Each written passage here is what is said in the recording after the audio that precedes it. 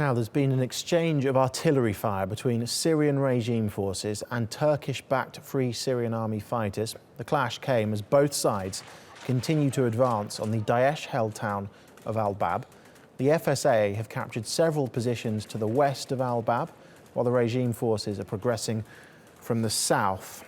Now, for more on this, let's cross over to Iolo Dafydd, who's covering the story for us from Gaziantep in Turkey, near the border with Syria. Iolo, good to see you there. How is the battle for Al-Bab progressing then?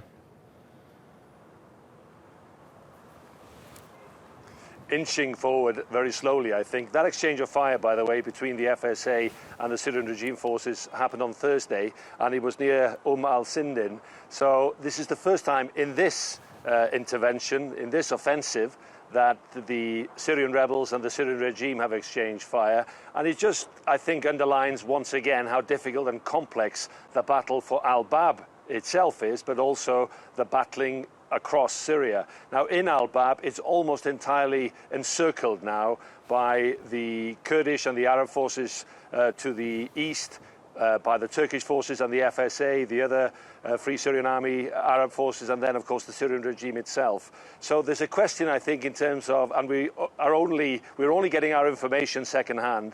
There is a question about whether indeed how many Daesh fighters are left in the city, whether these Russian airstrikes are making a big difference, as they have been, because there certainly have been plenty of airstrikes. And then we need to find out more in terms of how much cooperation is actually happening between the various armies. There seems to be greater cooperation in terms of freezing out their initial objectives, their own personal objectives in terms of the various armies, because the push we can deduct is almost entirely towards Daesh in this past week.